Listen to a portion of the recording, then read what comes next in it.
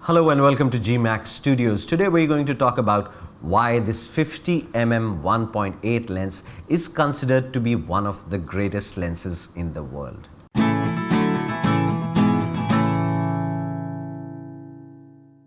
The 50mm lens is so small and light that you can take it anywhere with you,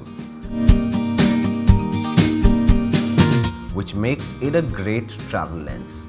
Trust me, if you are going for a long hike or a walk, every gram that you carry on your shoulder will tell by the end of the day. In spite of being so small and light, this lens is pretty versatile.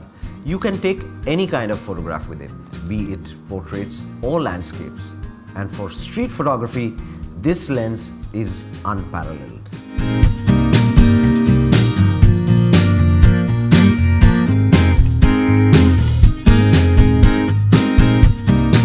In fact, if you're carrying a tripod, you can shoot a panorama with this, which will not make you feel the absence of a wide-angle lens.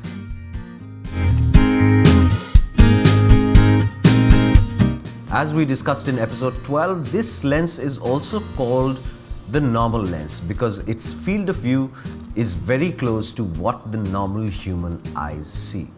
So according to me, through this lens, everything just looks right. If we use a slightly telephoto lens, it seems that we are slightly aloof and away from the subject. And if we use a slightly wide-angle lens, there are sometimes objects and things that we don't want in the photograph. So this actually makes it the perfect lens for photography.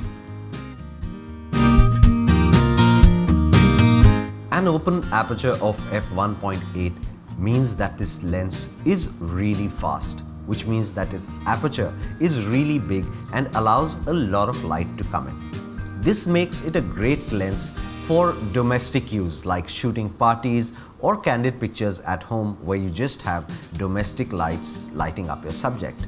This makes it a great lens for weddings as well.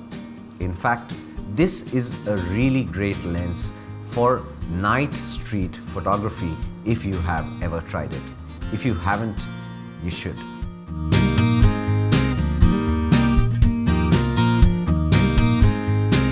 A lot of people feel disappointed looking at their pictures when they first buy a DSLR because it does not have the DSLR look.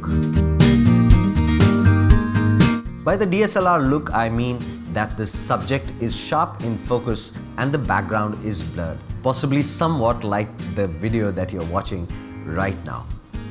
So with an aperture of f1.8, taking photographs like this becomes very easy because, as you might have seen in episode 7, the depth of field is largely dependent upon the aperture. And it is because of this quality that your videos come out looking absolutely cinematic. If you have been primarily shooting with zoom lenses so far, you will be surprised how sharp this lens is.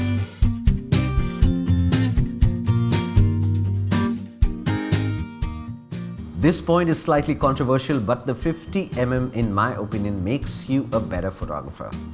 If you have been shooting primarily with zooms, you are probably used to zooming in and out of your subject and taking a picture.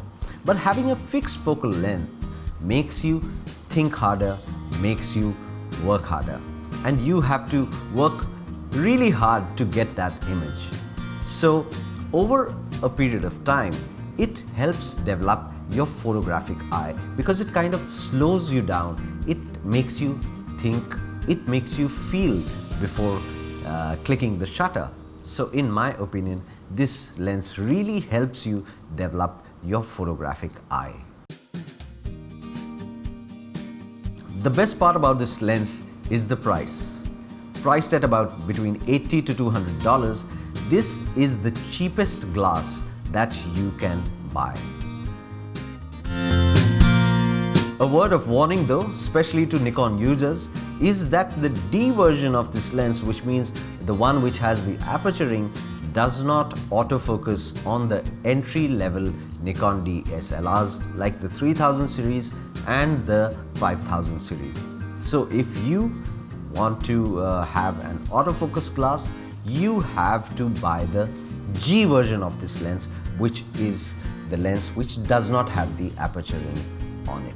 If you are using a crop sensor camera, the focal length of this lens becomes equivalent to 75 mm, which kind of nullifies my point number 6, where I said that it is a normal lens, but then the 75 mm focal length makes it a great portrait lens. If you still want the 50 mm focal length, you can buy the 35 mm 1.8 lens. The links to all these lenses are given in the description below. Please share this video with your friends and do subscribe to our channel. Until the next video, bye bye and take care.